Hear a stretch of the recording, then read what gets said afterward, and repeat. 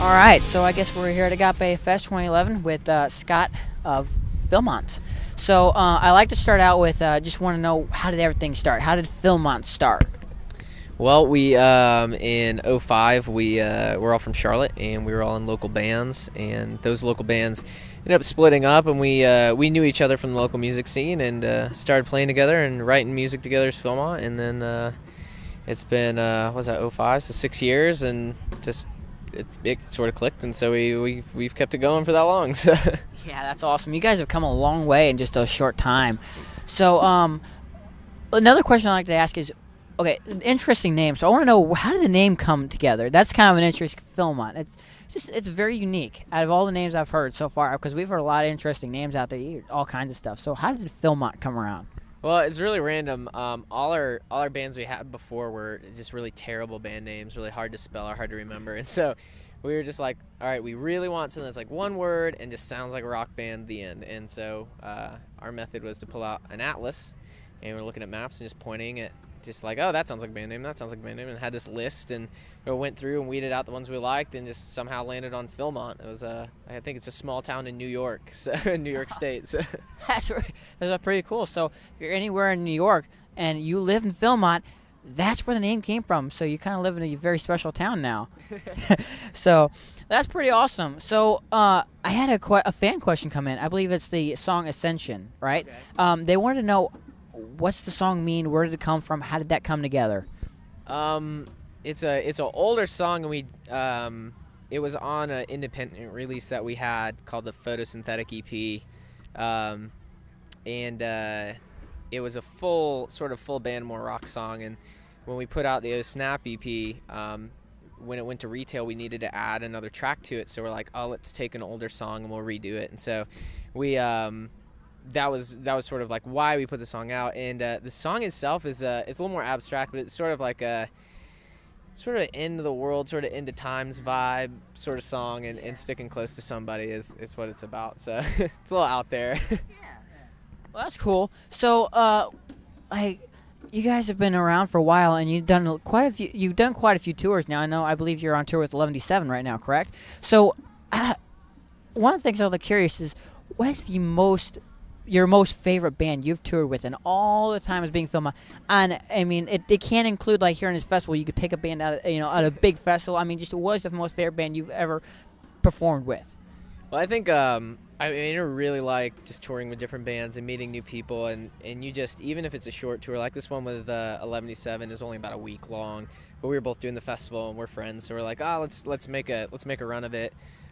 It's cool because you just get really close. You're spending a lot of time together over the course of a couple days or a week or a month even. Just you get to know these people, and even if, like, I mean, we toured bands out west, you don't see them for a couple years, and you run into each other at a festival, and it's just like, no time's passed at all. So it's really cool. So I really love doing festivals more than anything, just because you get to see all the bands that you've met over time and some that you haven't gotten to tour with, and it's just like a big family, which is cool. But I think, I don't know, man, I like 11 guys are fun to tour with. I wish this tour was longer for sure.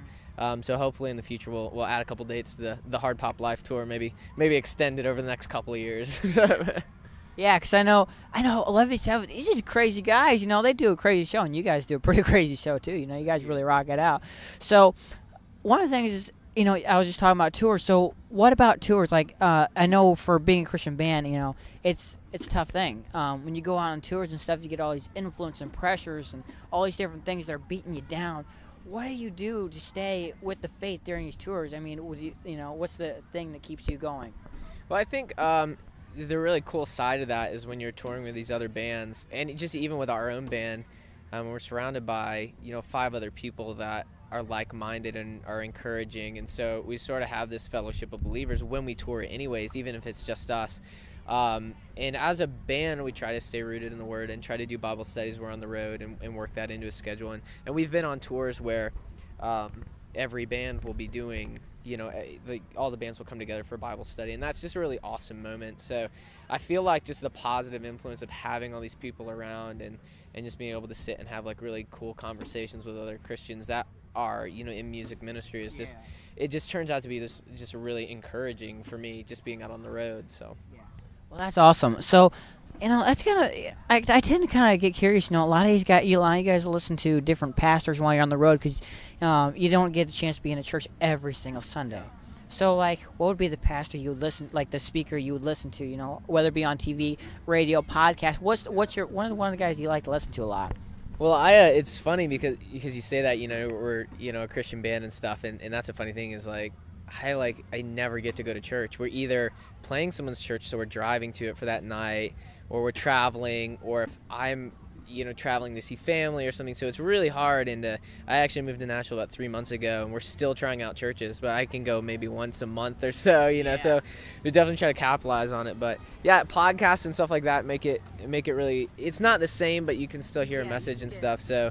We have we all kind of listen to the churches that we have back home. Like when I lived in Charlotte, we went to a church called Mosaic, and so we keep up with their podcasts when we can. And but still just even I have a couple Erwin McManus books which are cool to read, and it's cool to hear other pastors. And then every now and then I'll listen to like Joel Osteen or something when you just you have like 30 minutes and want to be encouraged. Like that's a good So sort of a mix. A mix of different podcasts and pastors and stuff like that. And then also when we're on the road, it's kind of cool if we're out and we are able to go to church, to like go to the church that we were playing at that night or the night before. So that's always fun too.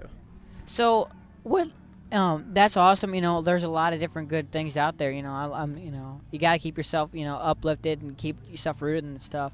So what bands influences Philmont? That's kind of an interesting question because you got a very it's kind of a rock pop kind of all kinds. It's all over the place a little bit. So like, what bands influence you guys? That answer started out pretty specific. When we started out, we grew up listening like Newfound Glory and Blink-182 and those pop punk bands, and just as we grew up, like our taste diversified so much that we just listen to all sorts of music.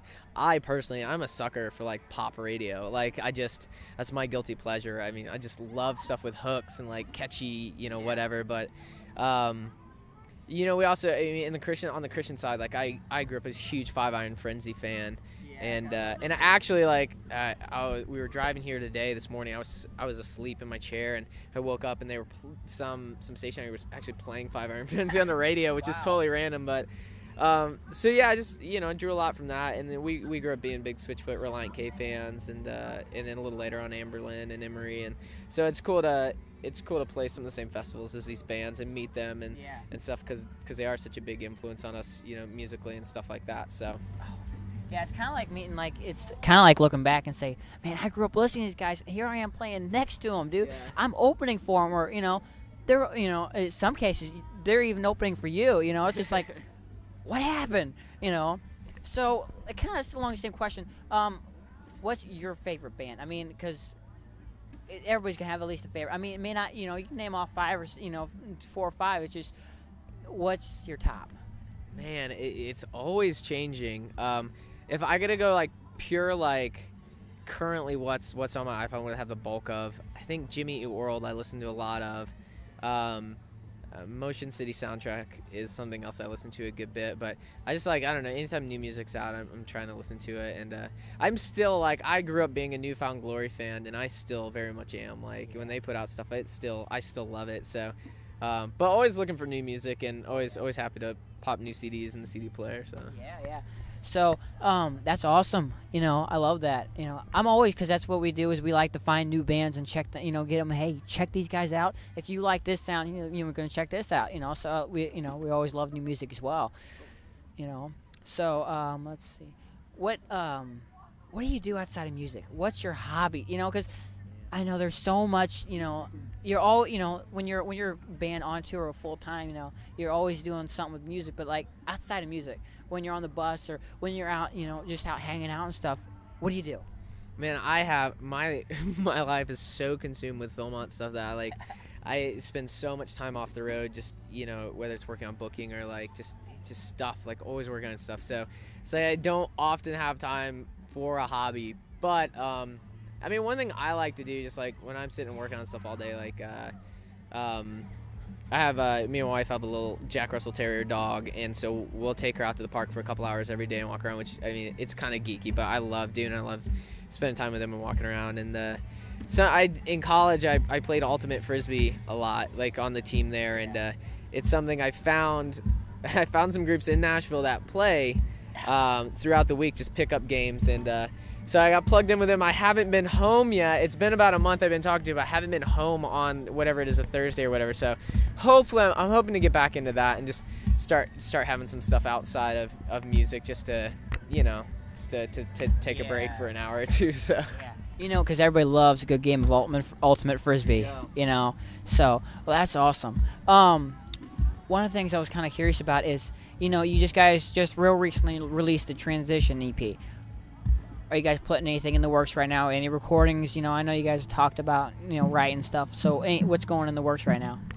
We're doing a lot of writing, which is what we like to do. We, for the Transition EP, it was 6 tracks, and we probably wrote 20, 30 songs before we decided on the 6 to do for that. So I think it's important to just write a bunch of music and then pick what's the best or what just fits together the best. And so we're just in write mode right now. So, we're not planning on anything particularly, but I would love to be recording in the winter again, if not sooner. So it's just a matter of just when the songs come around, and hopefully we can start playing some new ones live and bouncing them off of people, and be recording again soon.